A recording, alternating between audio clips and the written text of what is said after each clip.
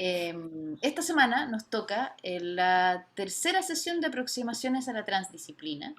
Los invitados expositores se comprometieron a tratar de presentar a través de sus trabajos o reflexiones personales la respuesta a cuál es o sea, cómo la práctica como investigación podía servir a responder problemas complejos.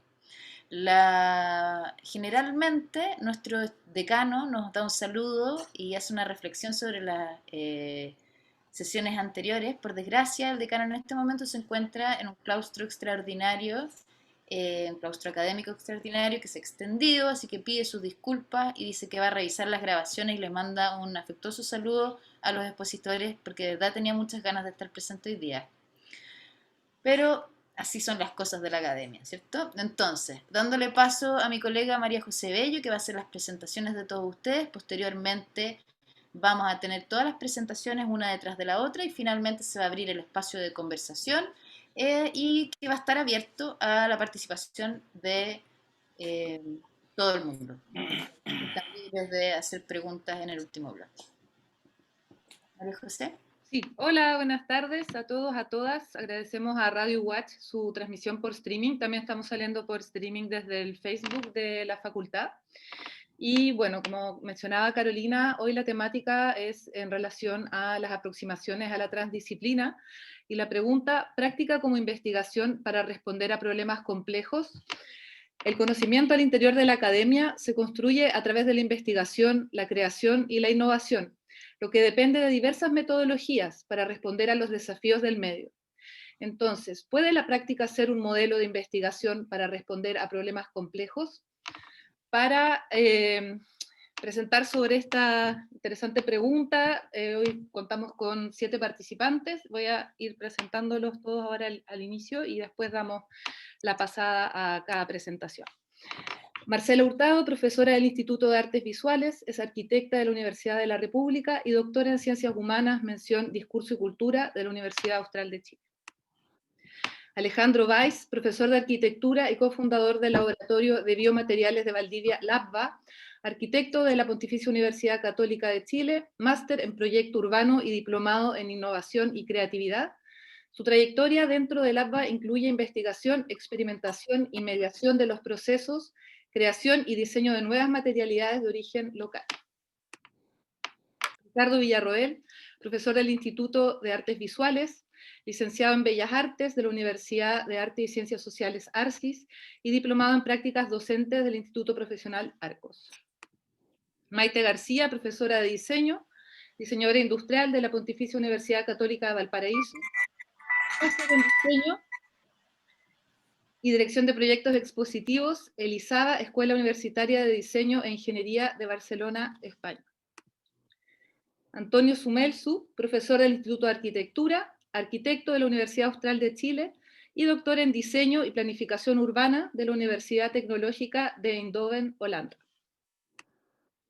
Tomás Taller, profesor de la Escuela de Artes Musicales y Sonoras, licenciado en Música de la Universidad de Chile, magíster en Educación, mención Informática Educativa de la Universidad de Chile y candidato a doctor en Didácticas Específicas de la Universidad de Valencia, España. Germán Obando, profesor de la Escuela de Creación Audiovisual, montajista y postproductor, y licenciado en Comunicación Social por la Universidad Austral de Chile. Así que, bueno, ellos presentarán hoy y damos el paso a Marcela, ¿no? Sí, Marcela, adelante.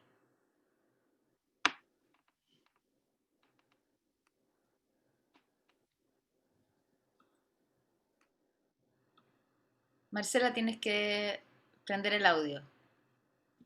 Perfecto, vamos. Partimos con la palabra cuerpo porque es a lo que me dedico, es investigar cuerpo, pero no solo yo, somos un equipo.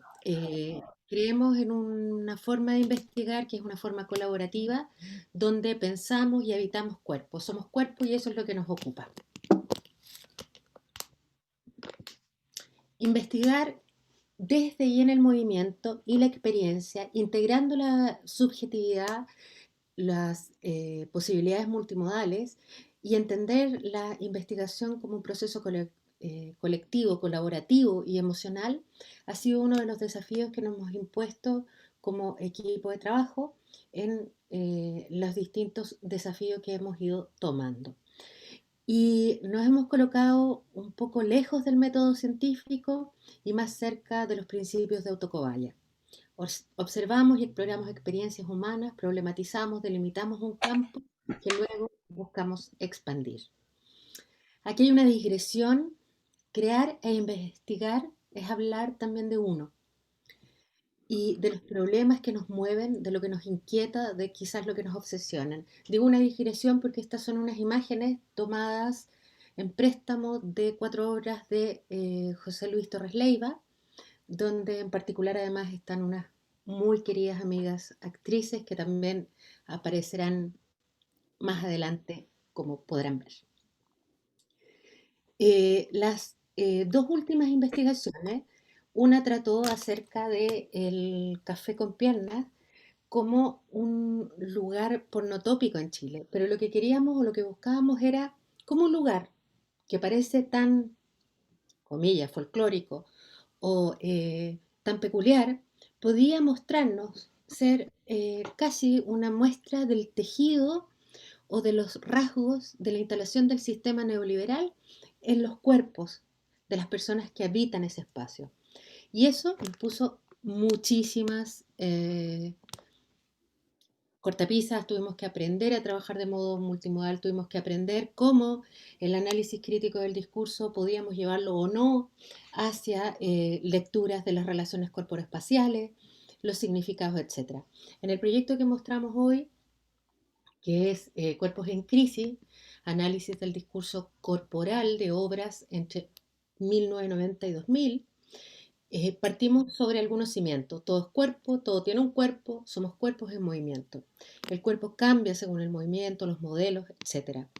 Otra idea fue que la danza como experiencia es una forma de resistencia al flujo de la ciudad. Y el arte, en particular la danza, ejerce su capacidad de ciencia sensible en su accionar. La danza no requiere más detonador que el cuerpo y su condición connatural, el movimiento. ¿Cómo relacionar todo esto? Ese fue el primer desafío. Tuvimos varios problemas de proceso y estos problemas nos parecen tremendamente interesantes para obligarnos a pensar distinto. Y aquí yo diría que lo que hoy día podría relevar como importante es cómo podemos tomar los afectos expresados en el observador, en este caso en el investigador, y hacerlos parte. No dejar la experiencia emocional en la investigación. Aquí hay un pequeño esquema de cómo quisimos graficar lo que estábamos tratando de hacer. Aseveramos imágenes más allá de lo visual, cuerpo, problema de archivo, metodología, violencia, etc. Y con aquello nos pusimos un límite para después romper ese límite. Estos son los instrumentos que usamos, instrumentos tradicionales de la investigación, pero acá el instrumento que realmente me interesa mostrarles, que es que la investigación no solo se escribe, también se convierte en imagen.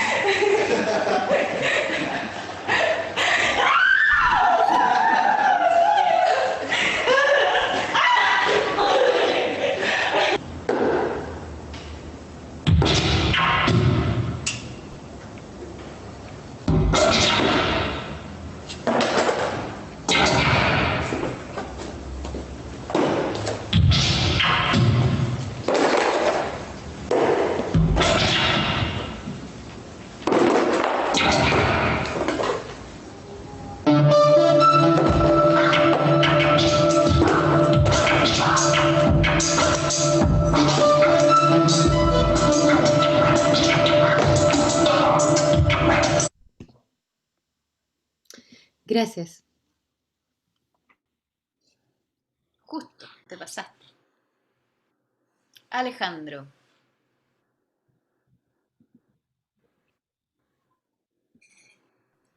¿Se ve la presentación?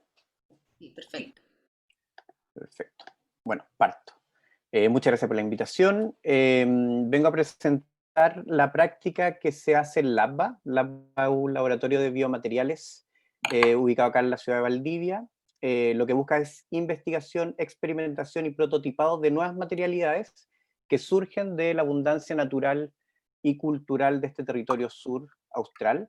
Y lo que busca es reflexionar y cuestionar sobre nuevas materialidades y cómo construimos nuestro entorno con estas materialidades para generar una nueva cultura. Nosotros nos posicionamos, nos situamos como una práctica emergente que lo que busca trabajar es la generación o diseño de nuevas materialidades, pero teniendo en consideración tecnología pensada como de código abierto, que nos permita una distribución y un conocimiento accesible para las comunidades, y también utilizando ciertas metodologías científicas que nos permitan una relación interespecie. Toda esta práctica de nuevas materialidades se da específicamente en un territorio natural y cultural que es el que nos encontramos. Y lo que me gustaría compartir en específico es qué problemas complejos nosotros nos enfrentamos en nuestra práctica cotidiana. Y he definido tres. El primero tiene que ver con cómo la exploración material se ve enfrentada a una metodología transdisciplinar. Dos, cómo se pueden entender las lógicas en una relación interespecie. Y tres, cuáles son las nuevas lógicas territoriales que pueden promover los biomateriales. Voy a ir hablando uno por uno. En la primera, lo interesante de generar un equipo transdisciplinar tiene que ver con esta posibilidad de dialogar en un entorno que tiene múltiples visiones, ¿no es cierto?, e intereses. Por lo tanto, en el laboratorio que se trabaja desde personas que provienen de los ámbitos del diseño, incluso ámbitos de la ciencia, el desafío principal ha sido la generación de nuevos conceptos, nuevas definiciones que nos permitan, en definitiva, crear un nuevo lenguaje, un lenguaje que nos permita cuestionar, que nos permita reflexionar y que generar nuevas preguntas que guíen el proceso de experimentación. Y como es una práctica de carácter emergente, donde no hay referencias que guíen o que determinen los productos finales que nosotros desarrollamos, nos ha permitido transitar o llevar el interés de nuestra investigación no al resultado, sino que al proceso de investigación. Y esto lo hemos hecho utilizando la curiosidad como guía y permitiendo especular sobre futuros múltiples y dinámicos. Y con esto en la mente, ¿no es cierto?, con estas metodologías, nos hemos tratado de aproximar a una especie de colaboración o de entender colaboraciones interespecies. Y esto porque queremos transitar desde infraestructura o desde sistemas estructurales que son sintéticos, energéticamente intensivos y social medioambientalmente desastrosos, hacia sistemas que sean biológicamente eficaces en su funcionamiento y en su estructura. Y esto es una oportunidad, o nosotros lo vemos como una oportunidad para poder ver de otras maneras o ver en otras escalas de interacción a la naturaleza. Por ejemplo, descubrir que las hojas, por ejemplo, del maqui, hay bacterias que pueden secretar o que pueden producir nanofibras de celulosa, tal cual tejidos de nuestras artesanas en esta región. Y entender que eso se da en la naturaleza se da en procesos de colaboración, ¿no es cierto? Y cómo a partir de ese entendimiento nosotros podemos crear soportes, medios con los cuales co-crear con la naturaleza. La creación de estos materiales, y con esto voy al tercer punto, no son neutros ni descontextualizados, y por eso la variable territorial es tan importante para nosotros. Y por lo tanto creemos que los biomateriales pueden transformarse en agentes de cambio que nos permitan, con la excusa del material, reflexionar sobre cómo podemos revalorizar el territorio, cómo podemos crear nuevas lógicas económicas, políticas, medioambientales que nos permitan generar nuevas matrices sobre nociones de progreso y desarrollo. y así insertar los materiales ya no en la lógica simplemente humana, sino que en comunidades ecosistémicas que funcionen integradas al territorio, a la naturaleza, pero también a las prácticas de oficio, de cultura y productivas. Y por lo tanto poder llevar incluso y transitar hacia modelos que sean post-extractivistas, permitiéndonos generar territorios autónomos y soberanos, y también volver a cargar de simbolismo los materiales con los cuales estamos construyendo nuestro entorno y que van determinando nuestra identidad. Esto que nosotros hemos experimentado en el territorio suraustral, hemos visto que se ha levantado en otros sectores, incluso de Chile y también de Latinoamérica, y hemos generado toda una instancia para reflexionar, para generar estos nuevos lenguajes y compartir esta experiencia con gente de México, Argentina, Ecuador, Perú, etc. Entonces todas estas experiencias nos están permitiendo reflexionar sobre esta nueva cultura material. Y para finalizar, me gustaría leer esta referencia de Ezio Mancini.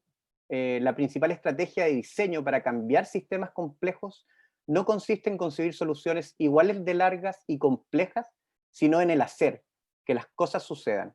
Y luego el aprendizaje de esa experiencia y en el crear ecosistemas más favorables para que ellos puedan florecer, diseminarse y conectar. Y la segunda referencia de Josephine Green, que es, en vez de intentar controlar la complejidad desde un comando vertical y jerarquías de control, la innovación social nos ha enseñado a cómo aceptar la complejidad, desde lo local, desde lo territorial y desde lo comunitario. Muchas gracias. Gracias, Alejandro. Vamos a dar paso a la presentación de Ricardo. No sé si me escuchas, Ricardo. Sí, disculpa por tener en silencio. Gracias por la invitación. ¿Me escuchan? Perfectamente. Ya. Voy a dar unas notas y son unas reflexiones sobre una práctica visual y también una provocación de un trabajo que tuvimos en un trabajo de taller. Hice el taller de pintura que dirigía Francisco Bruñoli en 1988. Proponía como problema a resolver trabajar desde el impreso de un diario, lo cual significaba dislocar la información, desarticular, torcer la noticia, hacerse de los avisos, fotografías, textos u otros materiales que nos resultaran significativos o que despertaran nuestro imaginario. A raíz de lo mismo, metafóricamente, esos impresos que eran el modelo a construir y además el modelo a pensar, es decir, pensar el modelo propuesto, desplegando el imaginario y la investigación para dialogar con la praxis misma de la pintura. Fue así como en la página 11 del diario La Época, publicado el día lunes 15 de agosto del año 88, la periodista Berta Morales denunciaba la trata de blancas que estaba ocurriendo en Valparaíso. Esa operación abierta, la del taller, significaba la visualización de un modelo de trabajo experimental.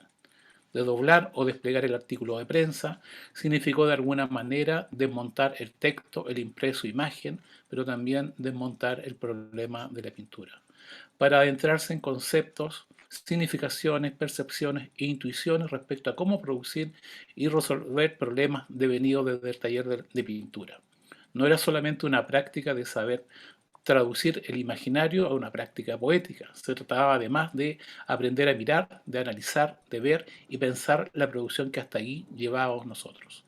Se trataba de provocar el sentido y modo de producción visual que llevábamos adelante, asunto que además devenía y se acompañaba en la discusión y la conversación colectiva, como un signo y una forma de hacer taller, poniendo en ejercicio además otras matrices de lo aprendido hasta ahí, es decir, la teoría y las otras prácticas, digamos, de la otra disciplina, escultura, gráfica, grabado. La propuesta visual significó por mi parte comprender el espacio privado, comprender y entender el espacio donde se generaba la pregunta, que era el taller de pintura, y el segundo punto, el espacio público, como un lugar, digamos, de exhibición, pero también de exponer finalmente la idea del trabajo propuesto. Esto último significó crear un espacio propio, proponiendo a comillas, la ciudad como un soporte de obra, de tal manera de dar sentido público a la nota periodística. Por tanto, el paisaje urbano, el concepto de paisaje, entraba en una relación de intervención urbano. El trabajo de esta bolsa que ustedes ven en el río se llama Acción de Arte, el viaje a Atenas de Bella del Río. El registro visual como una forma de comprender la idea de memoria, registrar lo efímero del trabajo, el acontecimiento de su puesta en obra. Y además acotar el viaje, acotar el perímetro del trabajo, o sea, es decir, encasillarlo o guardarlo en un espacio que sería el trabajo iniciar desde el puente de los carros, inflar las bolsas, llevar estas bolsas infladas al puente Recoleta, arrojarlas al río Mapocho y finalmente el término final que sería el puente Independencia. Es decir, teníamos una cosa bien acotada por mi parte. De manera tal que al instalarse en medio del paisaje, salirse del taller, salirse del bastidor y de la tela tensada, los para qué, los por qué, los cómo y los cuándo estaban jugándose en ese momento de la entrega. Las preguntas se desplazaban y se lanzaban a las afueras de la calle, desde el taller. La publicación de venía desde afuera nos traía preguntas, lo público y lo privado. Así se abría el espacio se tradujo a tratar asuntos sobre la producción personal, la discusión abierta para explorar los sentidos sobre la producción que llevábamos, de tal manera de solucionar en lo personal con la producción de un sistema de debate colectivo.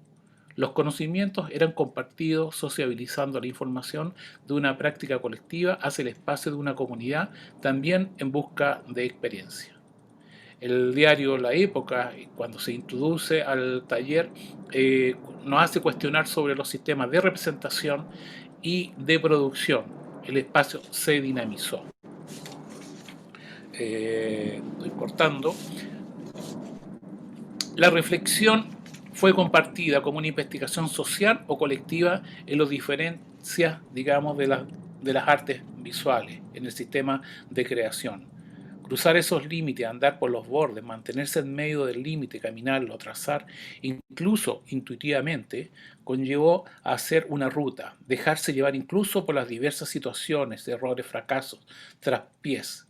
En esa época no había tiempo para las frustraciones. Se trataba de ponerse en situación y en contexto con las materialidades que estaban a mano, y no solo con los materiales, sino que además con las herramientas que recién íbamos comprendiendo, videografía, teoría, etc.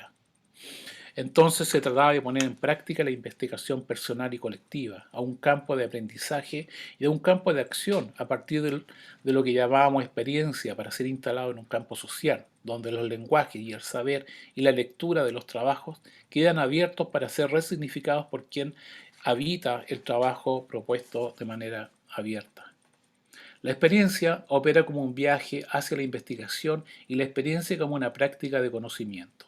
Se trata además de entender y comprender una metodología de trabajo y poner en valor y tensionar lo aprendido, el aprendizaje puesto en práctica, lo aprendido a partir de una serie de observaciones y de investigar respecto a las preguntas iniciales que cada aprendizaje significa poner ante uno. Es decir, poner y exponer la pregunta, descubrir la pregunta en su hacer, poder nominarla, referenciarla y desarrollarla, para que el artista como investigador responda a las preguntas originarias e iniciales en la obra final y construir de esa manera un lenguaje respecto al trabajo que desarrolla. Y por último, dame un segundo, la experimentalidad dada aquí es además una exploración a la idea de construir un espacio fuera de los espacios ya concebidos, de provocar una alteración en medio de la discusión a la idea de cómo entender un trabajo o encargo visual. Los títulos de los proyectos son claves ya que instalan la pregunta inicial. La experiencia, el ejercicio de la experimentalidad nos permite visualizar a partir del conocimiento, incluso en el error, en la puesta en escena, la experiencia y la práctica de la investigación, que entran en un mundo donde todo queda abierto para entrar en ese umbral en blanco donde todo pueda suceder. Eso.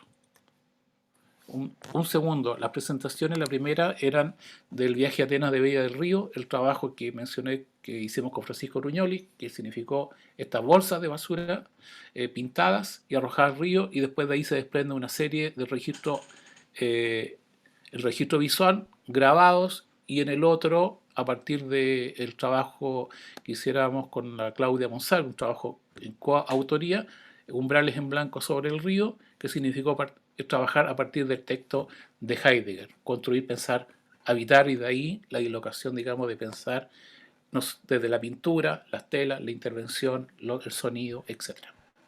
Gracias, disculpen el tiempo. Gracias, Ricardo, es súper provocador. Sigamos con... ¿quién seguía después de Ricardo? Que no me acuerdo. Maite García. Maite. Maite, es tuyo el escenario.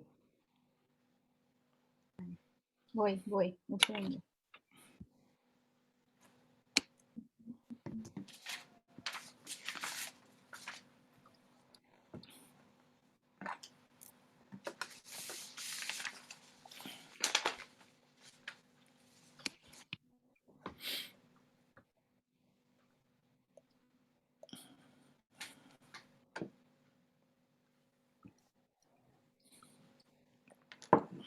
Casi. Espérame un segundo. Casa de Herrero que estudió Pablo.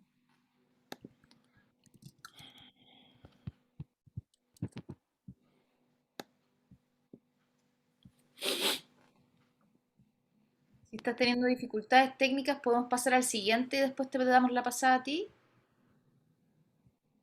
Maite, ¿quieres? ¿Se escucha? ¿Se escucha? Se escucha perfecto, sí. Ya, entonces sí. Voy a compartir.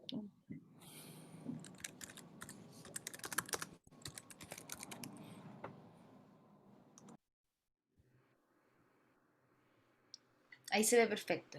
Ya, súper. Bueno, yo creo que voy a hablar nomás, porque podría tratar de describir de qué voy a hablar, pero en verdad hablar de la pregunta o del tema que se acerca a lo transdisciplinario es un poco mucho amplio. Así que primero, bueno, buenas tardes. Todos partimos desde esta pregunta que es de la que nos convocó, y en mi caso no es distinto. Creo que es una pregunta compleja, o al menos así se ve. Y yo cuando me nombran algo complejo, bueno, digo, ¿y qué pasa si la desmembro y selecciono palabras claves? Entonces me quedo con estas palabras que yo creo que son como principales y que de alguna manera tienen que poder conversar entre ellas. Entonces decidí reordenarla, reestructurarla. Y en ese sentido, problemas, respuestas, modelo complejo, como que se me diluyeron y me quedé solo con la práctica y la investigación. ¿Por qué me quedo con esto? Porque palabra complejo, como conté antes, no me suena bien.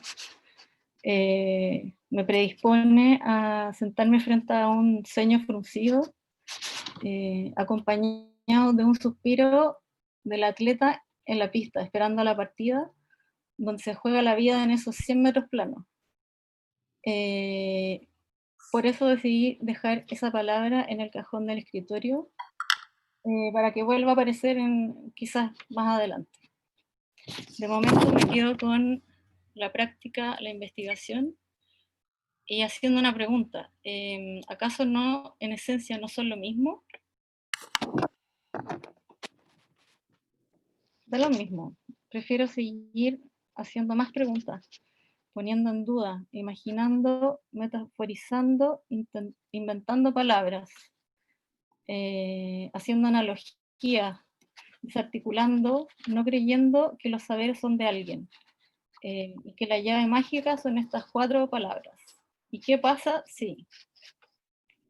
Que de por sí, para los que me conocen, creo que me han escuchado un par de veces decirlo, sobre todo si estamos trabajando en algo. ¿Por qué? Porque si vivimos de certezas, las preguntas desaparecen, y con ellas la curiosidad. ¿Y qué vamos a crear sin curiosidad? Einstein, Albert, y haciéndole justicia a su primera esposa, Mileva, ¿cuántas preguntas se habrán hecho para haber concebido una teoría que relativiza todo en un par de signos? ¿Qué tan lúcido debe haber sido para desprenderse del camino recto que dejó el intocable Newton? Si seguimos enfocándonos en las ciencias, entre paréntesis, un terreno complejo, veremos que la investigación es práctica y la práctica es investigación, y todo en búsqueda de respuestas.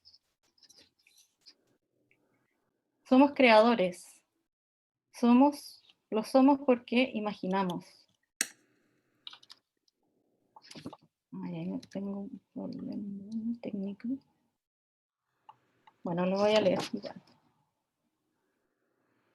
Somos creadores, lo somos porque lo imaginamos, porque sabemos cosas, porque tenemos a disposición tecnologías y dispositivos para hacer y deshacer, llenando nuestras agendas.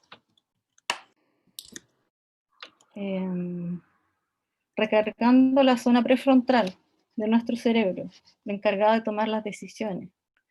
Y hoy en día, rápido. Pero ¿dónde queda el tiempo de contemplación? Ese tiempo que nuestra maquinaria necesita para que funcione, sola. ¿La seguiremos reduciendo a los minutos que nos toma ducharnos por la mañana o cuando lavamos los platos? Tal como la investigación y la práctica no jerarquizadas, sino compañeras, juntas crean redes neuronales que sustentan nuestro conocimiento. Asimismo, el creador no lo considero un título individual, sino un título compuesto, socialmente compuesto, porque creamos inevitablemente con otros. Y para mí ese es el regocijo de la creación. Quería mostrar unas imágenes. No sé cómo se... ¿Me queda tiempo? Sí, 1 minuto y tanto.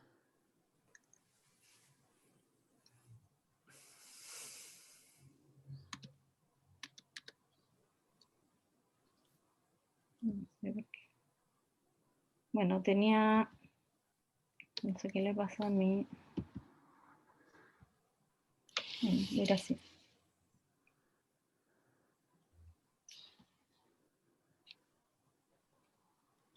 Seleccioné algunas fotos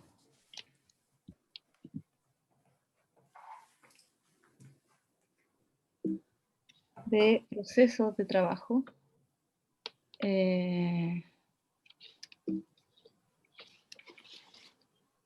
De la gente con que he trabajado, de los montajes,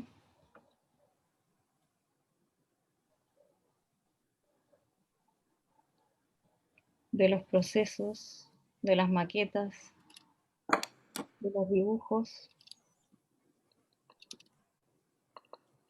del plano, de la limpieza, del montaje, de las pruebas, de la construcción, del diseño, de los embalajes, unos más pequeños, unos más grandes, de cuando fui encargada de grabar, cuando hice un domo, cuando lo armé, cuando inventé lo que iba adentro, cuando salió la página, cuando hice la primera exposición en el 2006, cuando trabajé en Matucana, cuando hice un logo, cuando diseñé un libro. Eso, y volviendo a la primera experiencia, fue una exposición que hice cuando estaba todavía alumna de la universidad. Conocí a unas personas del Instituto de Zoología de la universidad decidimos utilizar las aves que estaban guardadas en un closet disecadas que se ocupaban para enseñar en las clases, pero nadie más las veía. Entonces dijimos, oh, ¿por qué no lo mostramos esto? Para nosotros era alucinante. Y armé ese proyecto, un proyecto de financiamiento interno que era poquísima plata, pero nos alcanzó, y con ayuda de amigos, compañeros, costureras, papás, hermanos, amigos, de todo, se armó esto en la cafetería de la universidad, que la transformamos en una sala de exposiciones. Y ahí, bueno, fue ¿por qué no los tomaron y los pusieron en unos plintos?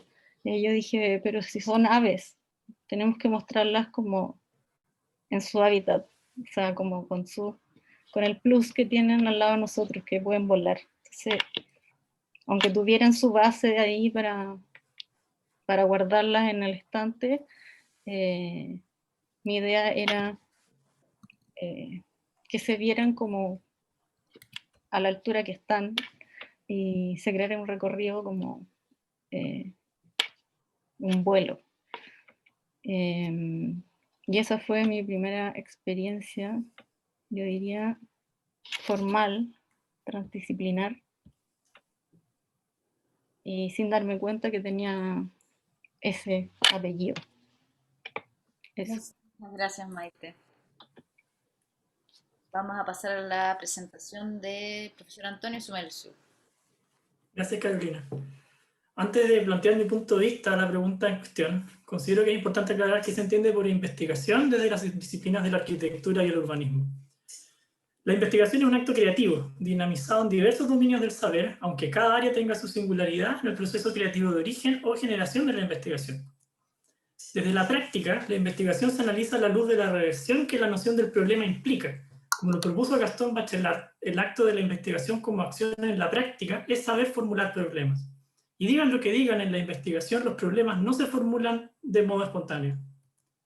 Y es justamente ese sentido del problema lo que caracteriza el verdadero espíritu de la investigación conducida a través de la práctica. Las preguntas, problemas y el rol de los métodos como soportes de prácticas innovadoras y creativas en corroborar, pero también revelar nuevas verdades y futuros desafíos son identificados y formados por las necesidades de la práctica.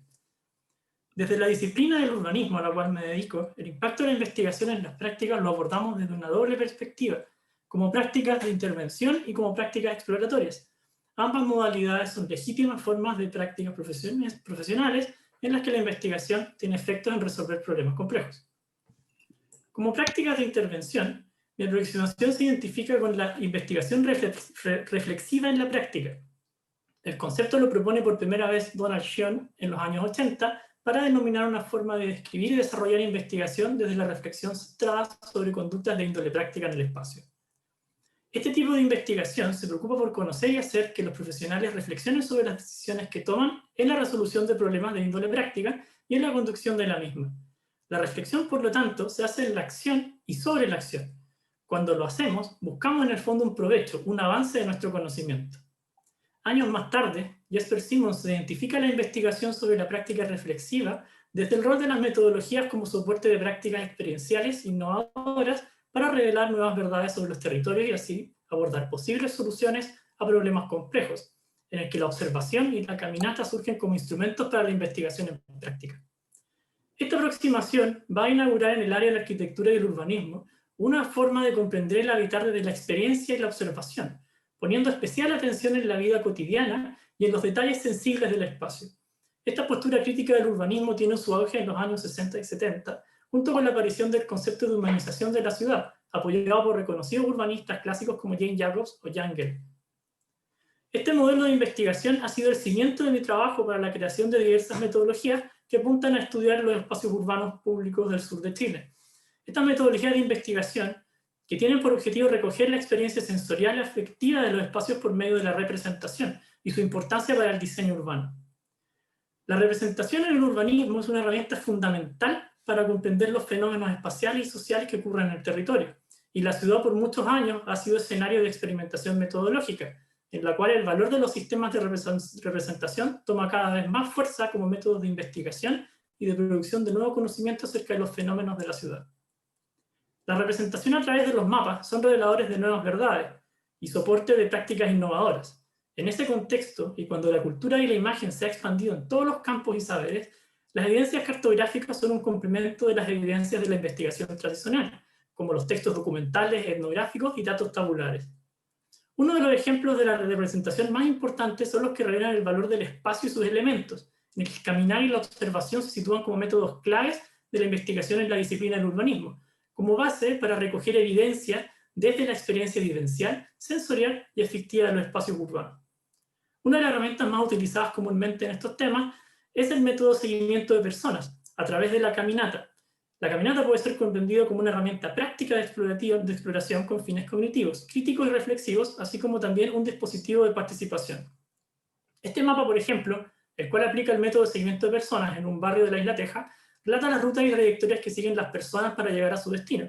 Lo interesante es que por medio de la participación se relata a través de la representación cómo se mueve la gente en el espacio y cómo los relatos son clasificados en capas de información, generando distintas dimensiones de la realidad.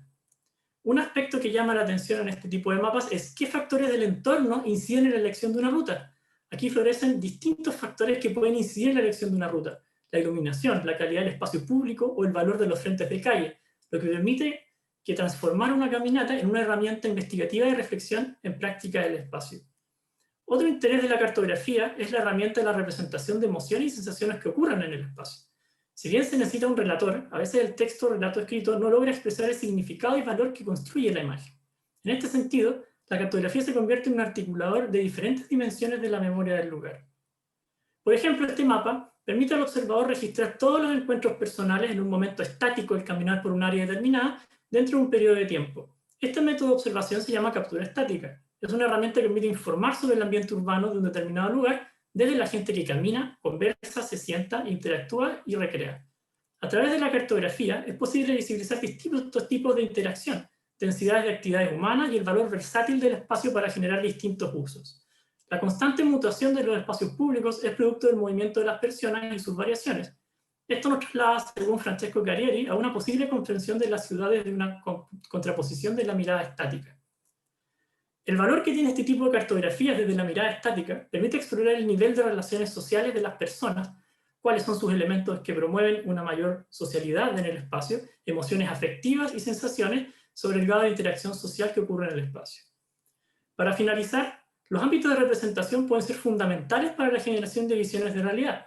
Desde el pensamiento de Donald John, la caminata y la observación pueden ser comprendidos como métodos de reflexión en acción, una de las tantas aristas sobre los medios del urbanista en crear y visibilizar los fenómenos de la ciudad. Y de este modo, una práctica como investigación para abordar problemas complejos desde el urbanismo. La preocupación por dar respuestas a demandas de índole práctica que plantean los profesionales desde este campo disciplinar origina una reflexión profunda sobre la necesidad de mayor investigación para entregar respuesta a los diversos problemas que ocurren en la ciudad. Más aún en estos tiempos, cuando la calidad de vida, la equidad y el bienestar se transforman en pilares fundamentales para el futuro de la vida urbana en nuestras ciudades. Gracias. Muchas gracias, Antonio. Perfecto en el tiempo. Tomás, tu turno. Gracias, espero ser tan exacto como todos, la verdad. Gracias, Maite, por tu presentación, también me das ánimo a la mía, porque un poco la flexibilidad. Bien, si me escuchan bien, voy a compartir pantalla y inicio de inmediato. Estamos aquí.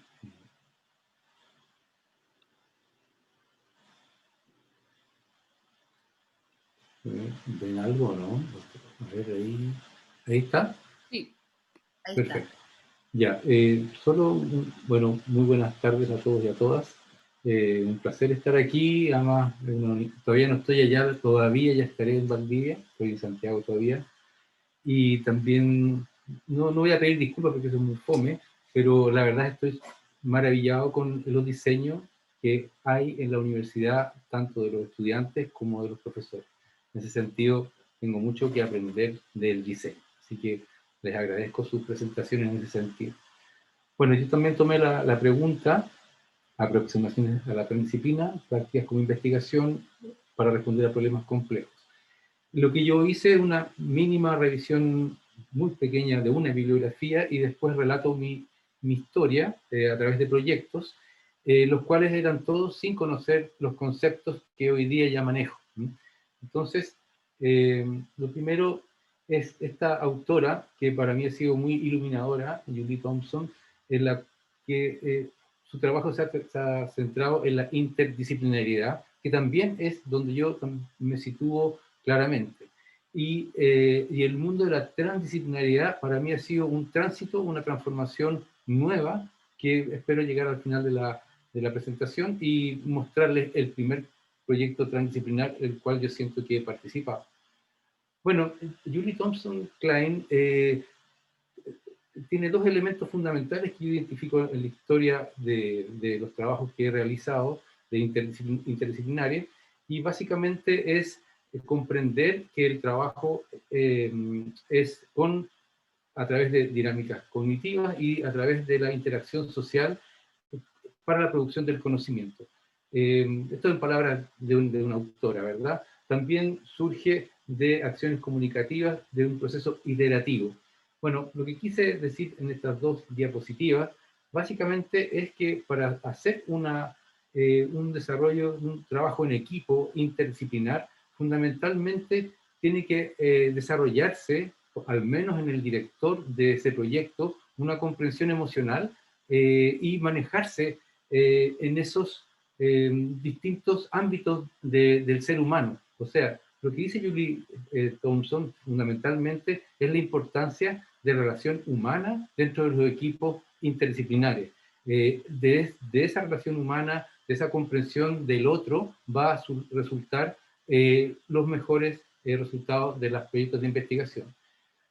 También recomiendo el artículo de ella, que ella presenta una taxonomía de la interdisciplinariedad bastante más completo que este cuadrito que copié, pero es interesante cómo ella ya ordena, digamos, la yuxtaposición, por ejemplo, de las disciplinas en la multidisciplinariedad, o la secuenciación, o la coordinación. Son cuadros como interesantes para poder graficárselos a los estudiantes, que a mí me ha sido muy importante para la asignatura de coworking que se está desarrollando. La interdisciplinariedad, mucho más interacción, enlace, enfoque, mezclas, y la transdisciplinariedad aparece ya un enfoque mucho más trascendente, hay transgresión, hay transformación, que también lo hemos visto acá un poco en los trabajos que han mostrado.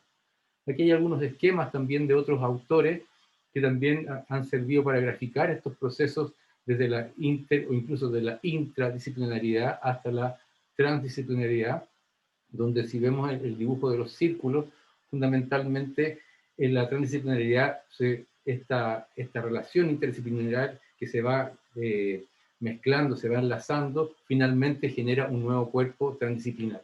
El otro esquema de Bunders también nos habla de otro elemento bien importante, que es el vínculo de las disciplinas o las interdisciplinas con el ámbito no académico, o sea, con el ambiente, donde se produce el enganche transdisciplinar. Bueno, aquí empiezan mis trabajos. Este es un chiste que se reparte bastante por redes sociales, que le han ido agregando olas, ¿verdad? Pero el año 2005 ya existe en Chile una política, ¿no?, de todos estos temas, que son distintas disciplinas, y bueno, que todavía estamos lejos de lograr las soluciones a todas estas problemáticas. Luego, en 2015, 10 años después, se organizan todo esto en los Objetivos de Desarrollo Sostenible, y bueno, la interdisciplinariedad de todas las carreras, de todos nosotros, va a poder dar soluciones transdisciplinares a estos problemas de sostenibilidad. Para mí, el ejemplo de la sostenibilidad y los problemas que nos atañen a todos desde el punto de vista planetario son los que, sin lugar a dudas, requieren soluciones transdisciplinares. En ese sentido no me pierdo en qué puedo aportar yo desde mi área hacia las soluciones transdisciplinares de los problemas globales. Aquí vemos un poco, este fue el primer cuadro que yo visualicé por los años 2000, este es del año, el autor Robert Moore es del año 92, pero por ahí por los años 2000 descubro este campo interdisciplinar que me abre un mundo al cual yo actualmente estoy ahí, estoy moviéndome en estos campos interdisciplinares y me permitió conocer gente y distribuir mi conocimiento de personas hacia los distintos ámbitos disciplinares y a su vez poder tener alguna referencia. Este es otro esquema súper importante para mí, es uno de los enfoques de la tesis que estoy haciendo en TIPAC, y en el fondo son los conocimientos tecnológicos, pedagógicos y disciplinares que los tres son muy potentes, y yo me pasé, este es un esquema que puede llamarse también transdisciplinar, porque yo pasé de un mundo tecnológico musical, de enseñar la tecnología y la música, a un mundo de aprender a ver cómo enseñaba música, cómo es a través de técnicas pedagógicas. O sea, hay una mezcla de la tecnología con la pedagogía y con el conocimiento de la disciplina, el que al centro le llaman TIPAC, es Michel Coeller, el autor, y es aplicable a todas las disciplinas.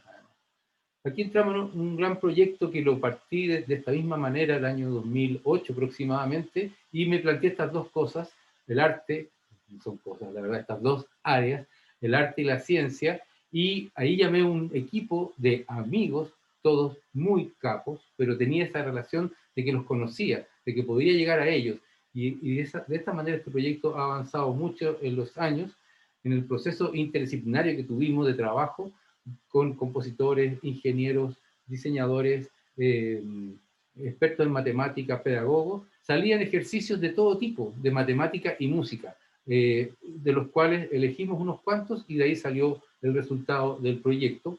Y luego, yendo más allá, apareció el mundo de la disciplina de educación diferencial, y el mismo proyecto sigue avanzando hacia las personas con ceguera.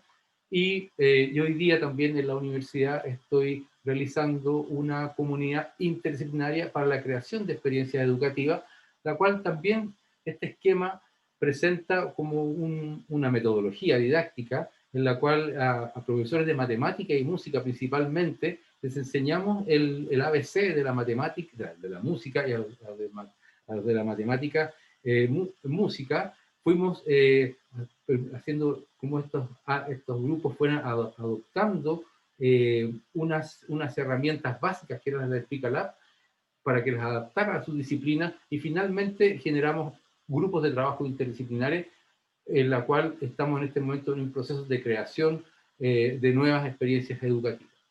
De ahí surge entonces este año, también desde el punto de vista colaborativo, en Google aparece un señor que permite trabajar con se llama Daniel Iglesias, que con las mismas herramientas que nosotros trabajamos en Chile, él desarrolla unas herramientas para nuestras propias aplicaciones, subirlas a celulares y aparatos móviles. Entonces, otro avance gracias a la colaboración, en este caso, externa. Y finalmente, aquí vemos el primer trabajo que yo participé y que me di cuenta después de haber participado que era un trabajo muy transdisciplinar de la autora y la bailarina Marisol Vargas, y ella, bueno, presenta este espacio interdisciplinar, pero que nos lleva a unirnos con conceptos místicos, con el integrar de un conocimiento no académico, con un conocimiento de los pueblos originarios, en un contexto que es un congreso intercultural, en la cual ella presenta esta obra, donde yo aporto con la música, pero en realidad hay ahí un trabajo global, que se traen las piedras del lugar sagrado a esta sala de educación, donde, digamos, se produce todo un proceso de investigación, creación, donde el cuerpo, la inestabilidad, el cambio, los problemas climáticos, todo converge en una experiencia de danza, música, territorio, y que finalmente para mí esa fue como una experiencia donde pasamos mucho más allá de lo académico y tomamos contactos. Ahí había varios machis, damas y varones, y bueno, fue un rito hermoso en un contexto académico de danza contemporánea, de sonido, etc. Entonces, bueno, ese es como un flash. No sé si me queda mucho tiempo, pero no me quiero extender porque por respeto a los demás. Sí, yo creo que de hecho te pasaste un poco, así que mejor démosle la palabra Perfecto. a nuestro último expositor para poder tener tiempo para conversar, porque si no al final se nos hace muy Perfecto. corto el tiempo. Ok, Así que Germán, si dejas de compartir, bien. Germán puede proseguir con la última presentación y abrimos el debate.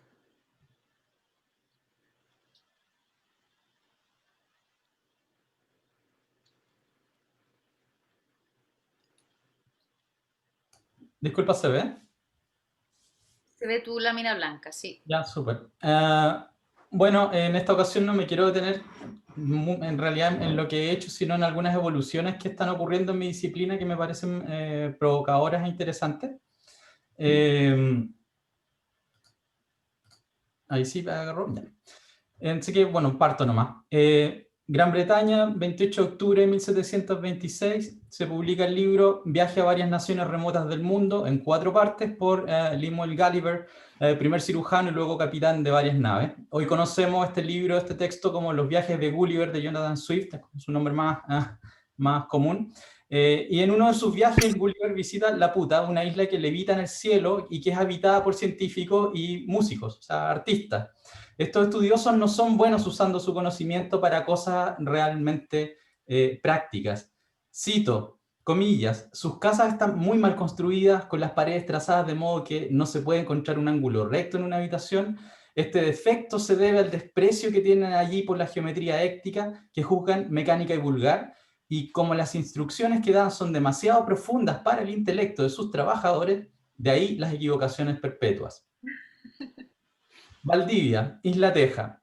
La Universidad Austral parece levitar entre los ríos en esta fotografía que encontré. Hace 1 año y medio aterricé en la Escuela de Creación Audiovisual en una facultad de Arquitectura y Artes.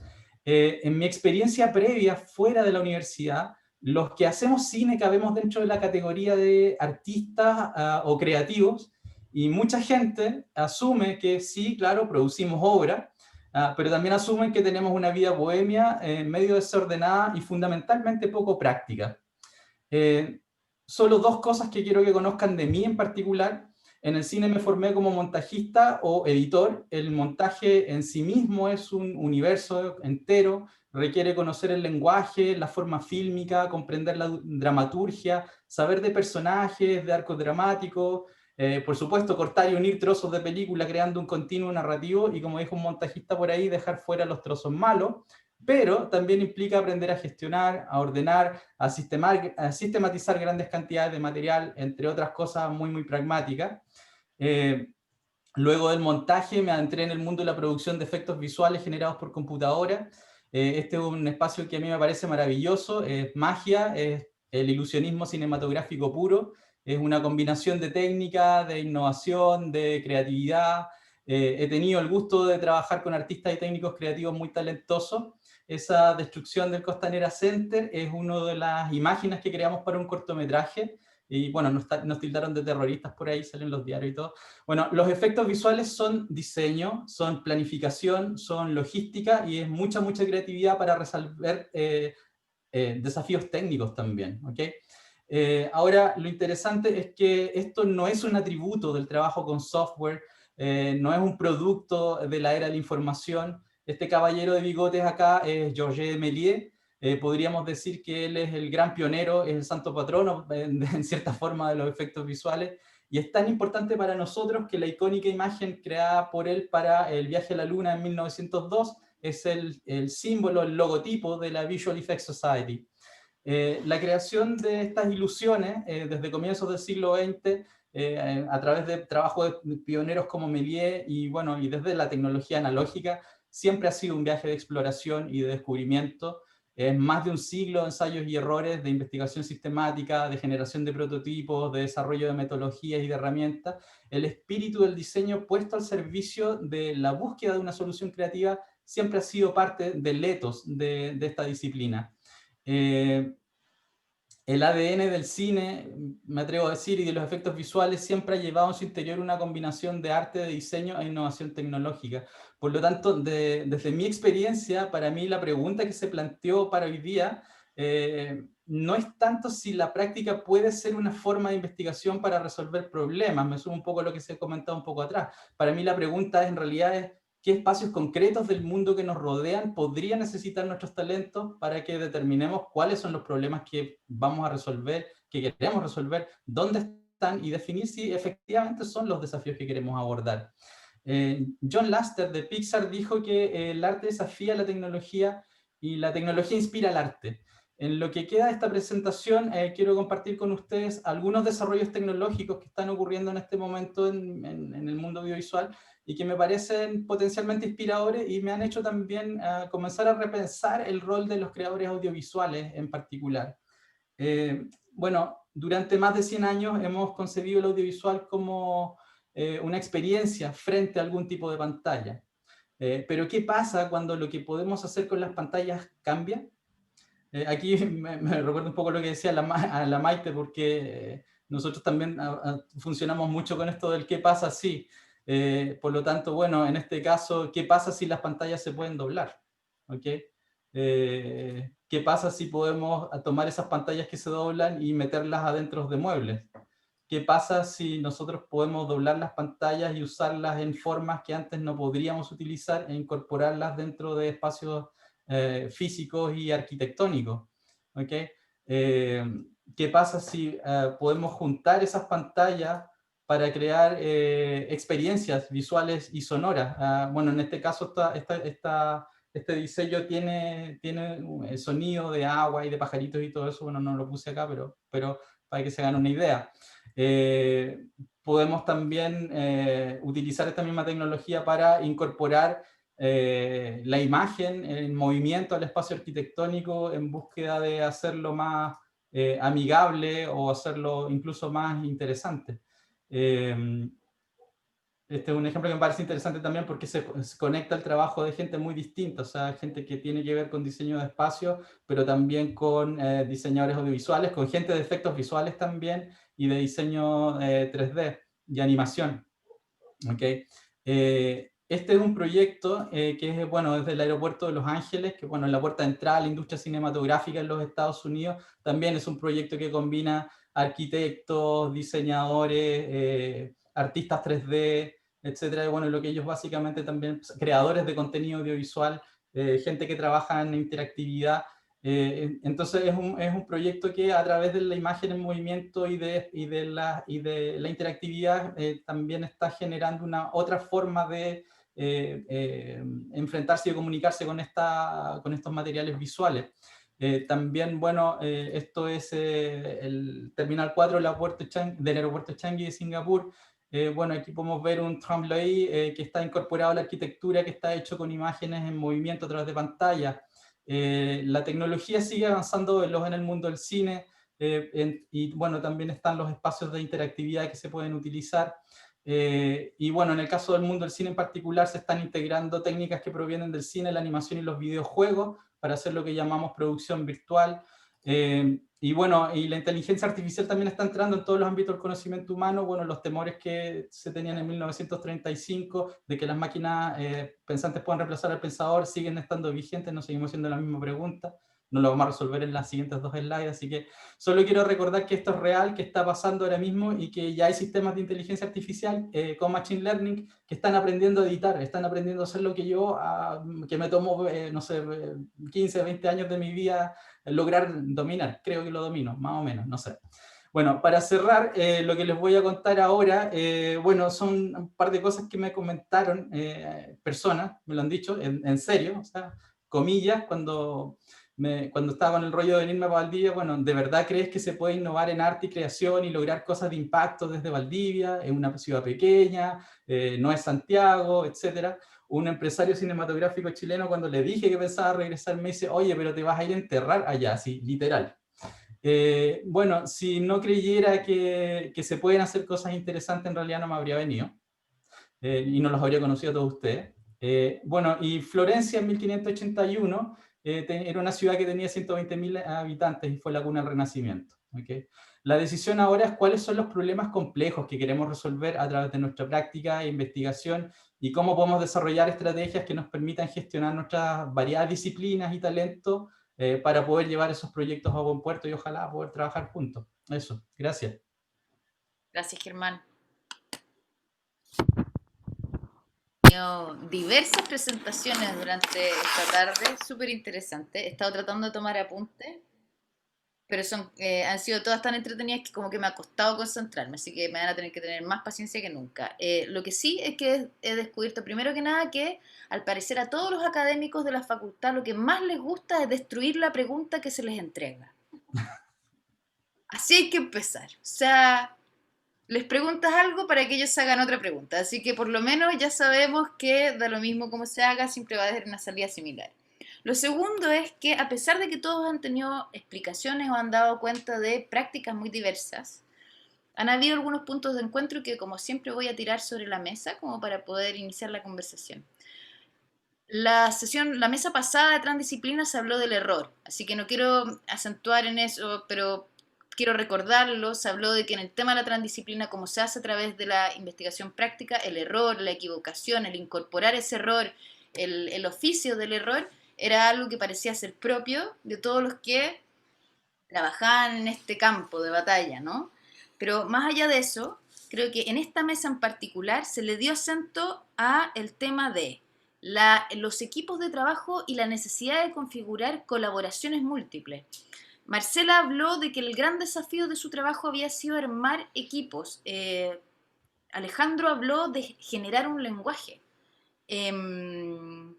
Ricardo habló de que tuvo que trabajar con distintas disciplinas y que eso lo obligó a salir a la calle, que es mi segundo punto, pero ahí lo voy a dejar. El tercero, Maite habló también, describió, mostró sus equipos de trabajo, que eran diversos, desde el que ejecutaba la obra hasta el que le ayudaba a pensar, ¿no? Expandió la idea de equipo.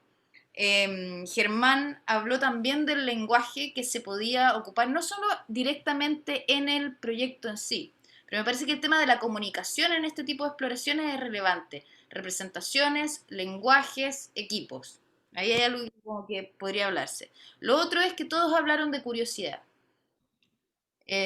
Todos hablaron de cómo, en el fondo, en el ejercicio como de despiezar, de desarticular las cosas, de desarticular la pregunta, desarticular una y otra vez el asunto de estudio, el único como requisito que parecía ser que todos ustedes encontraban que era necesario como seguir desarrollando era curiosidad. Y literalmente la palabra curiosidad apareció en 5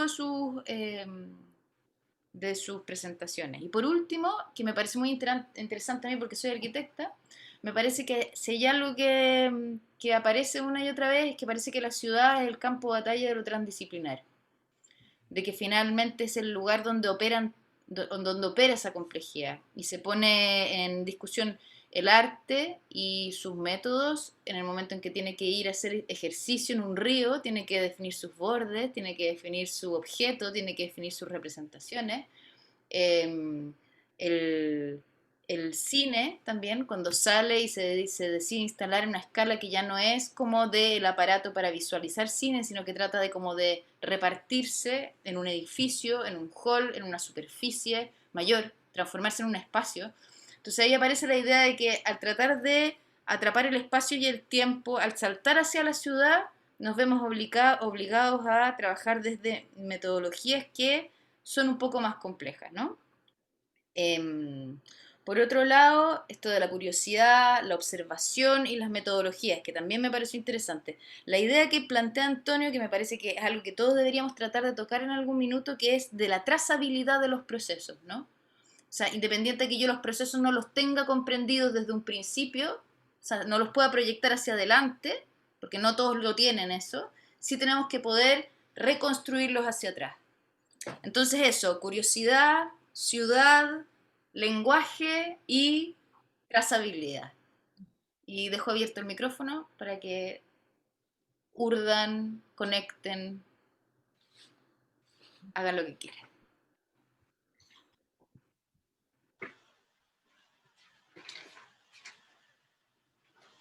Yo voy a tomar tu pelota, Caro. Respecto a lo del lenguaje, porque creo que es fundamental en los procesos de reflexión y la generación de preguntas, en nuestra experiencia lo que pasó es que al conformar equipos más tan disciplinares, el proyectar esas preguntas, o para proyectar esas preguntas adecuadas, era fundamental aclarar conceptos. Y nos dábamos cuenta de que como más creativa, a nivel del área más científica, finalmente terminaba como siendo como el adecuado. Y por lo mismo nos veíamos obligados a generar conceptos, a generar nuevas definiciones, y eso en sí es una generación de conocimiento, ¿no es cierto?, que permite un poco salirse de de un poco las amarras disciplinares, no necesariamente en un mal sentido, pero en nuestra como en cómo nos han enseñado a trabajar, ¿no es cierto?, esta práctica, y nos lleva a un campo que es súper difuso, y por eso ahí también está la componente de la curiosidad, que creo que es un factor que hay que retomar en todos los aspectos de la vida y de la enseñanza académica, no académica, porque yo creo que es a través de ese proceso donde nosotros podemos tener nuevos descubrimientos que nos permitan afrontar problemas complejos, ¿no es cierto? Y por lo mismo ese lenguaje creo que ha sido una de las experiencias más ricas que hemos tenido en el desarrollo de materiales, ¿no es cierto? Que es algo más intangible, ¿no es cierto? Que ahí está como también algo medio paradójico. Eso. Carolina, yo voy a seguir el hilo de Alejandro. Para nosotros, y partí diciendo nosotros, como esto de conformar equipo, pero más que conformar equipos, un poco es tomar la idea de la colaboración, que en el caso de Alejandro era colaboración interespecie, acá era interpersonal, interdisciplina, para algo que ninguno de los que iniciamos, las dos investigaciones que hasta el minuto más grandes que me ha tocado dirigir como formalmente y que se llaman investigación, ¿cierto?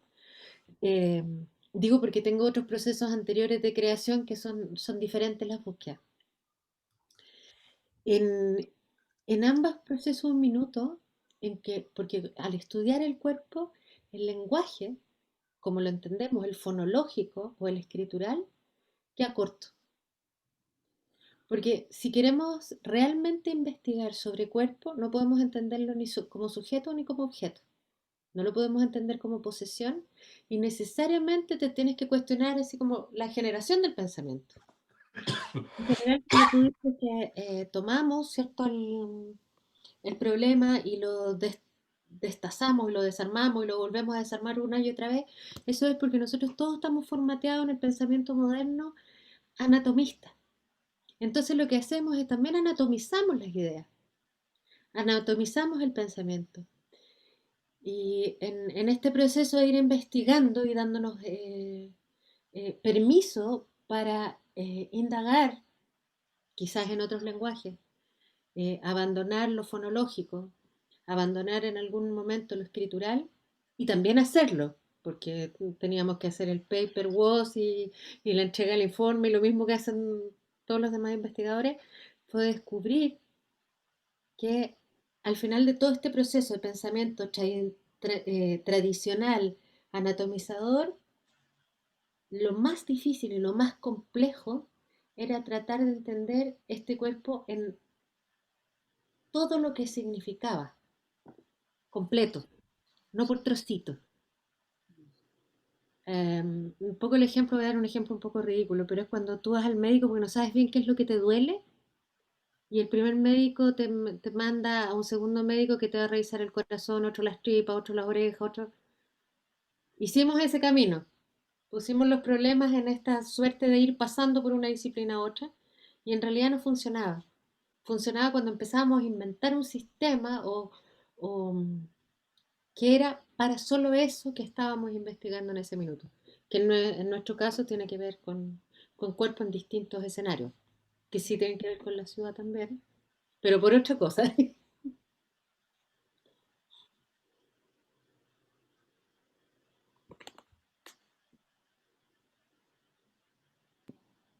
A mí me parece súper interesante poder pensar y construir, y ahí recojo también la pregunta de Carolina, y respecto a los lenguajes, en el mundo del arte visuales, claro, hay que construir sistemas de lenguaje, poder comprenderlo, incluso desde los lenguajes, desde una cierta poética. Una cosa que la poética no calza, digamos, en la investigación como tal, en la ciencia más dura, pero los trabajos que mostré de la Bella del Río tienen también esa poética, pero también tiene elementos acotados del lenguaje, pero también de los lenguajes que se comienzan a salirse de esa superficie.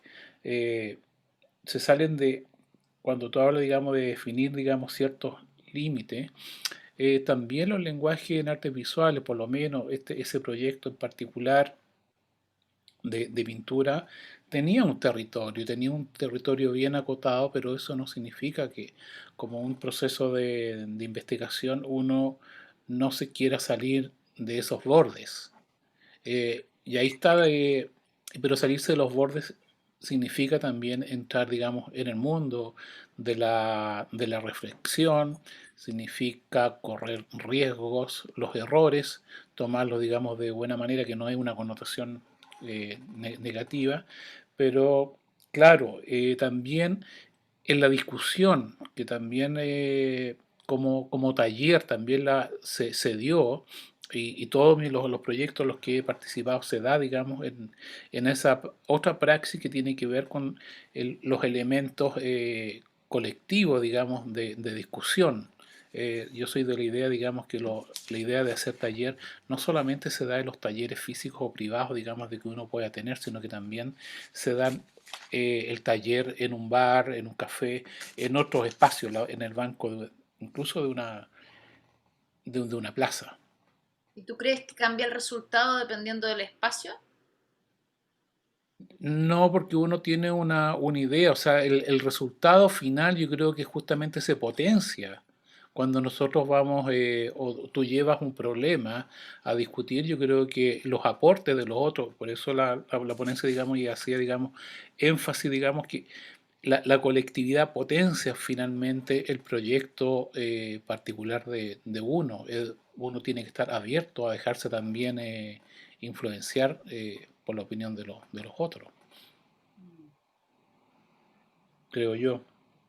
Pero también los espacios están súper acotados en los trabajos bueno, no todos, pero en algunos casos de los trabajos de las artes visuales, están súper acotados. Por ejemplo, el trabajo de los umbrales en blanco, donde están esas telas, también está acotado, digamos, a un par de preguntas en cuanto a resignificar el paisaje, entender, digamos, ciertas operaciones, lo sonoro, que en esa intervención urbana estaba presente, de poder hacer, digamos, audible el río de la ciudad. Y la gente se encontró, digamos, que sí tenía sonido, digamos, en una ciudad, digamos, una caldera llena de ruidos, la gente que pasaba y transitaba no se da cuenta de que hasta que se lo hacemos ver.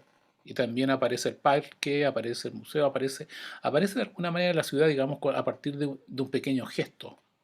Pero claro, hay espacios ahí súper acotados de lenguaje, digamos, de cómo, y de percepciones también que son súper importantes. Claro, me da la sensación de que al final todos ustedes están trabajando en desarrollar maneras para poder poner en evidencia algo que no saben cómo atrapar de otra manera. Por ejemplo, ¿cómo se mide el paisaje? Se mide a través de colgar lienzos a cierta distancia que te permite tomar conciencia del tamaño, sonido y no sé qué. Le pones medida a través del elemento. La Maite racionaliza el hecho de un pájaro vuela, entonces lo cuelga volando en vez de ponerlo sobre un podio. De alguna manera se inventa una manera de dejar en evidencia, de darle la vuelta al asunto, y para eso tiene que mezclarse con otros como para que esa revelación ocurra, digamos. Antonio habla de las metodologías, ¿no?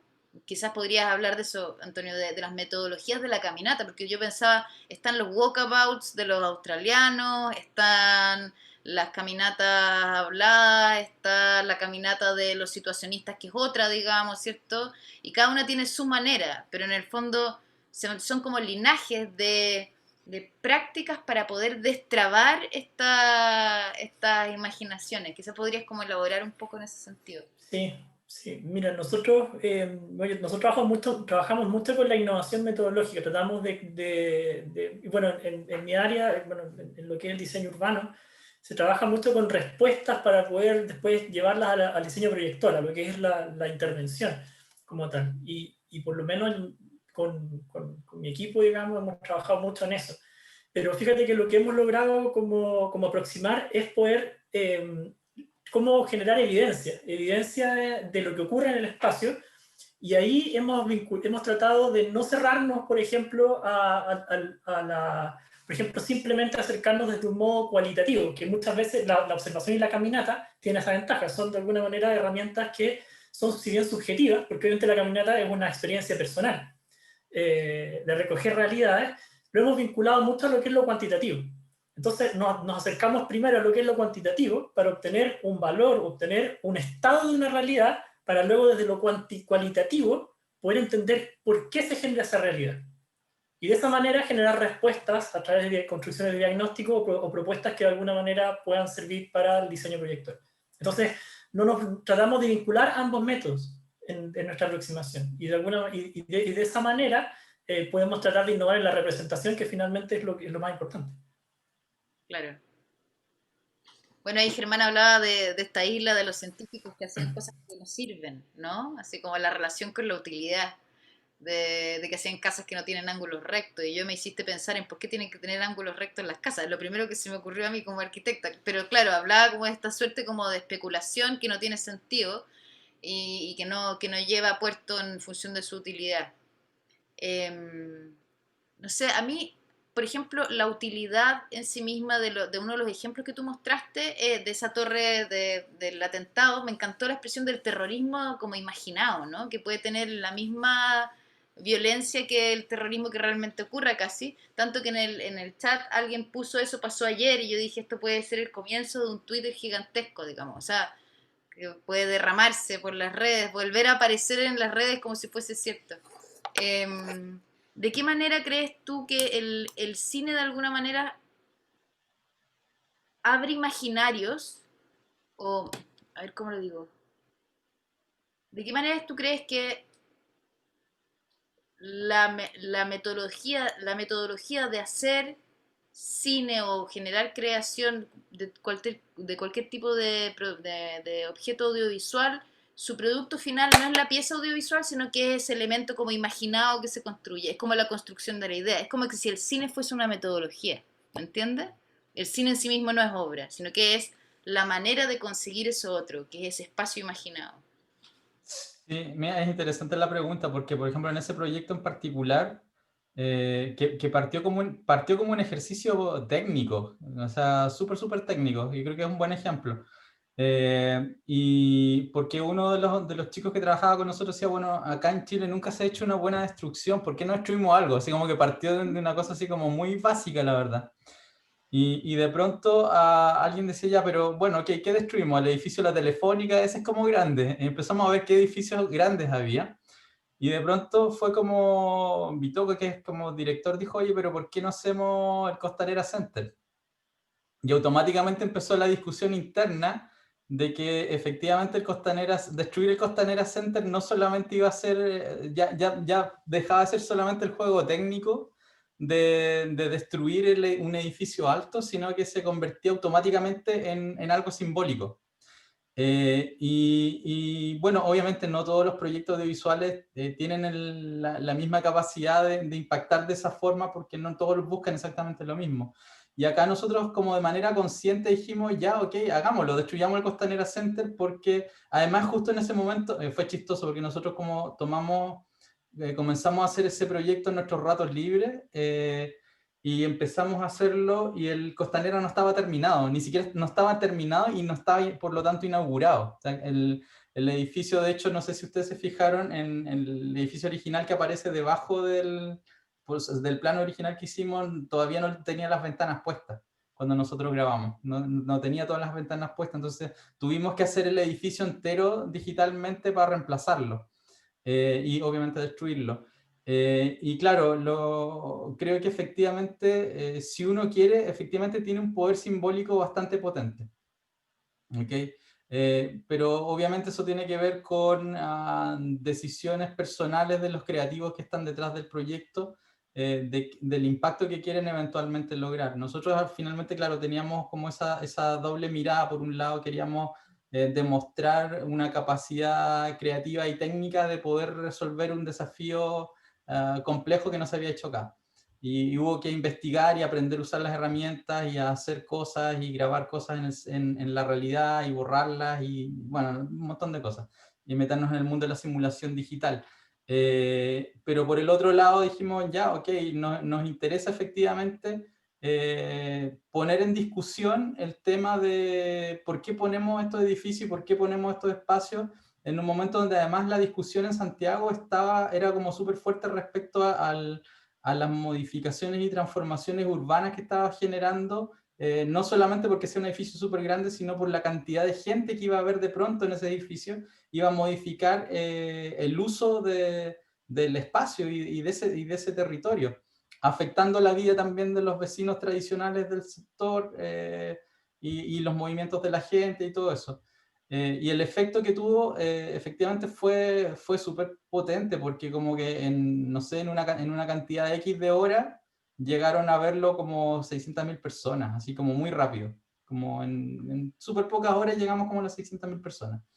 Y empezó a aparecer en las noticias y generó debate. Efectivamente generó debate y hubo gente que decía, ¿y por qué están tratando de hacer esto? Y hubo gente que abiertamente dijo, oye, ustedes son terroristas. Y ahí como que, bueno, empiezan como otros efectos también, porque el director, el Bitoco, que es un viejo amigo mío, como que hemos estado en hartos proyectos cinematográficos, de repente empezó a entrar en pánico cuando la cosa empezó como a crecer mucho, y fue como, chuta, yo de repente trabajo en publicidad, no me van a llamar más. Entonces, claro, pero sí, pues efectivamente generó un espacio de debate y de discusión respecto incluso con respecto al neoliberalismo. Me llamó la atención cómo la cuestión escaló rápidamente. Y curiosamente el año pasado, cuando fue el estallido, efectivamente empezó a dar vueltas de nuevo. Hay gente que lo empezó a recompartir dentro del contexto del descontento contra esta estructura social y económica neoliberal en la que vivimos. Entonces sí, yo creo que efectivamente tiene un poder, no creo que pueda cambiar las cosas así radicalmente, puede ser, pero sí puede llamar la atención, sí puede visibilizar y sí puede generar ciertos espacios de discusión. Una cosa que me di cuenta también con la publicación digital de este tipo de contenido es que si uno tiene suerte y se viraliza, o sea que en realidad es un boca en boca digital, hay un pic que puede ser súper rápido, puede ser súper veloz, y después hay una bajada y de repente hay ciertos temas de discusión que pueden terminar asociándose contenido y que puede generar que de nuevo vuelva a aparecer. Eso creo que fue interesante. No sé si más o menos respondí un poco lo que planteaba. Sí.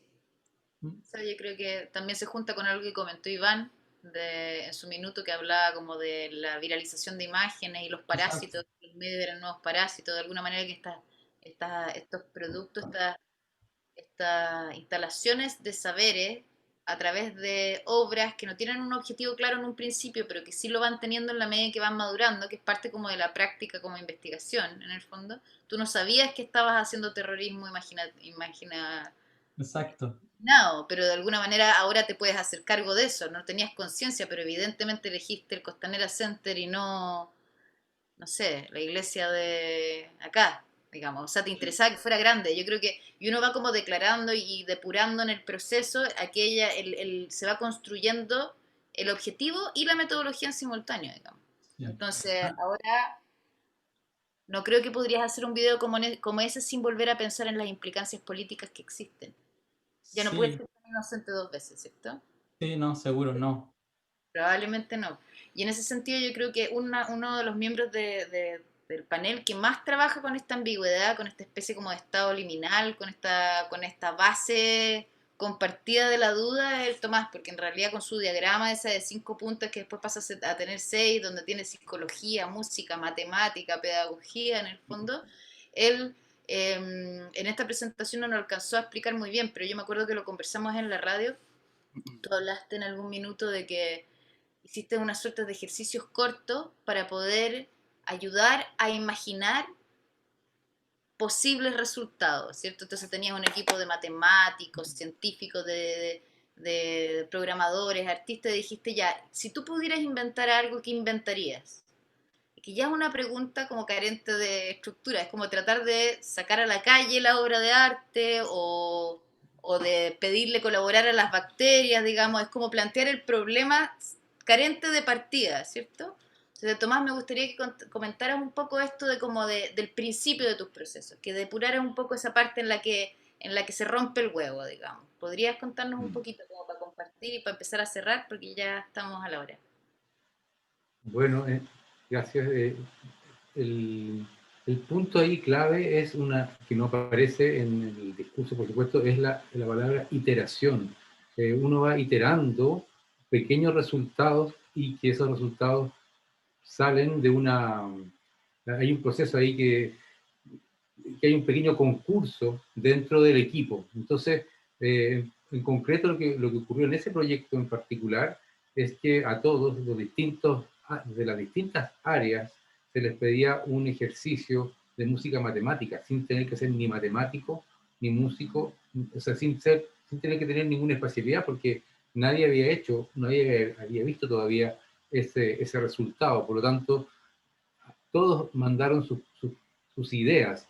Entonces ahí estructuramos las ideas en 3 etapas, y que son los prototipos no funcionales, que son los prototipos que se escriben, que uno describe así como, describa lo que va a hacer. Luego venía una segunda etapa, cuando ese prototipo funcional, o sea, no funcional, tenía éxito dentro del equipo, pasaba a una etapa de prototipo funcional, que era un pequeño prototipo ya que funcionaba dentro de un software, pero que no tenía las implicancias pedagógicas. Ahora, la primera etapa, lo que es el prototipo no funcional, salieron 48 ideas. Y de esas 48 ideas, después había que decidir cuáles eran las mejores ideas. Entonces, bueno, ahí se hace un proceso, se determinan algunos indicadores. Hay uno que es muy importante, que dentro del equipo le llamábamos el indicador sexy, que era cuál de las ideas era la más atractiva. Cuál podía tener más éxito entre los estudiantes de tercero y quinto básico. Entonces, de ahí entonces hay lindos proyectos como el de audiogeometría que se desechan porque no estaba bien planteado no llega a puerto, digamos, que sí se desarrolla un prototipo funcional. Bueno, lo que quiero decir es que va el no funcional, el funcional, el prototipo experimental, y nosotros hemos llegado a este proyecto solo a prototipos experimentales, con los cuales hemos trabajado en las aulas, en los colegios, en todas partes, pero aún no llegamos al prototipo comercial neoliberal, que la verdad parece ser que no es necesario llegar. O sea, los estudiantes funcionan igual con esta colaboración que aparece de Google, por ejemplo, este nuevo prototipo que funciona en celulares. Es más enredado instalarlo y todo lo demás, pero funciona igual y está funcionando. Entonces, bueno, ahí paso de pasadita el hecho de que estos proyectos, en este caso educativos, igual se pueden hacer cosas fuera del contexto neoliberal, porque ese contexto neoliberal finalmente estruja las ideas y estruja a las personas también. En cambio, estas otras ideas más artesanales más experimentales, han probado en este proyecto mantenerse vigentes hasta el día de hoy. Maite, Ahora, sí, no sé, y ahora si alguien quiere desarrollar el prototipo comercial, encantado, pero requiere otra mente. sin jugar, digamos. A mí me gustaría vincularlo con Maite para aprovechar de cerrar. Tú en alguna parte de tu presentación hablabas ¿y qué pasa si hago esto, esto, esto, otro? Hiciste un listado gigante de distintas versiones, de distintos tipos de proyectos, ¿cierto? Y que habla un poco como de la manera de pensar que Tomás declara que tenía esta estructura de mandar a hacer proyectos a personas que no le corresponden, como a ponerte en la situación incómoda. ¿Cómo crees que eso se negocia con el tema de ser riguroso y tener el expertise?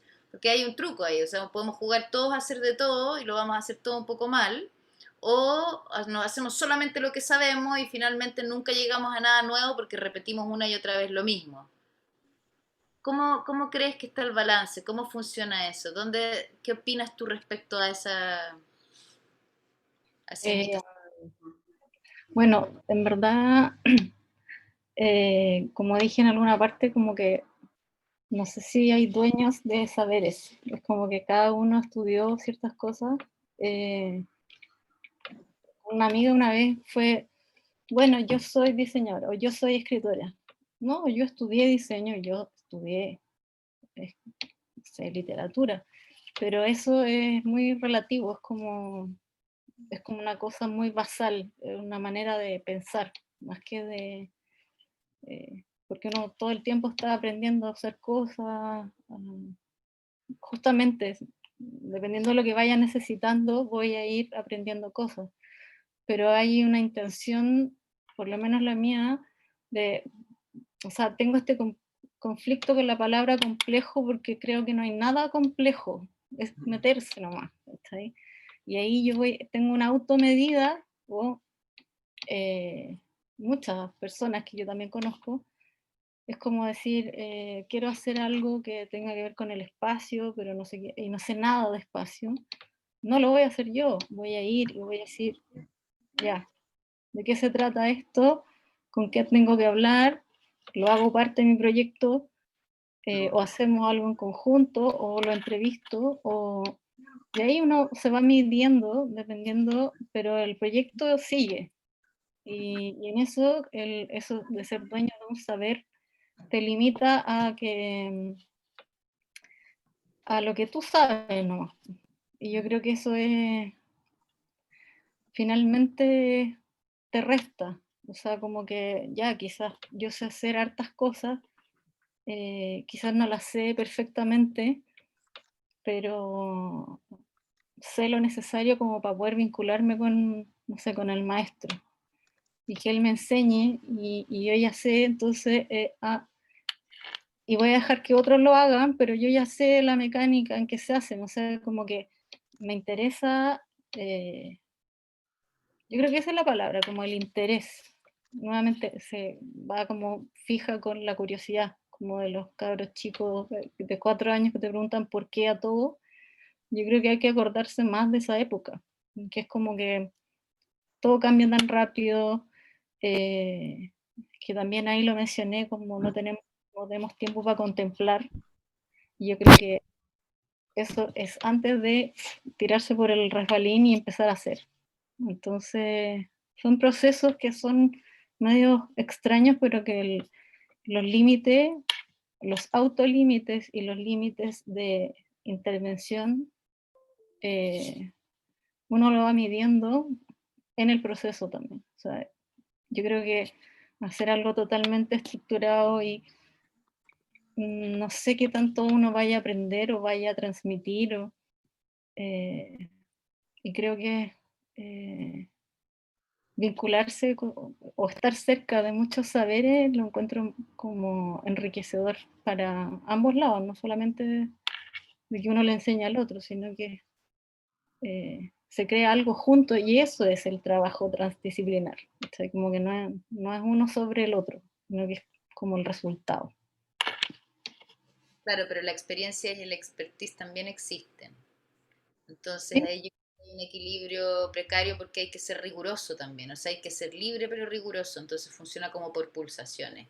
Y yo creo que eso es lo bonito que demuestra esta mesa en su conjunto, que tienen como proceso, el proceso creativo para definir la pregunta de investigación y después la metodología declarada, el proceso creativo para, sin meditarlo mucho, se hace la película y después se piensa en la implicancia y ahora la próxima sería distinta, el hacer el proyecto de los cuerpos en los cafés con pierna y después darte cuenta que la pregunta no se trataba de eso, sino que se trataba de cómo se mercantiliza y se pone en la paleta capitalista el cuerpo, el cómo se mide el paisaje, el cómo se saca la pintura del taller, el cómo se generan materiales pensando en territorios y en ecosistemas próximos, en cómo se utiliza la materia o nos entendemos como creadores dentro de un sistema, no como nosotros por sobre el sistema. Creo que todos ustedes de alguna manera tienen esas especies de pulsaciones de control y liberar, control y liberar. Y eso me parece muy bonito verlo desplegado, así como con la variedad que lo vimos hoy día.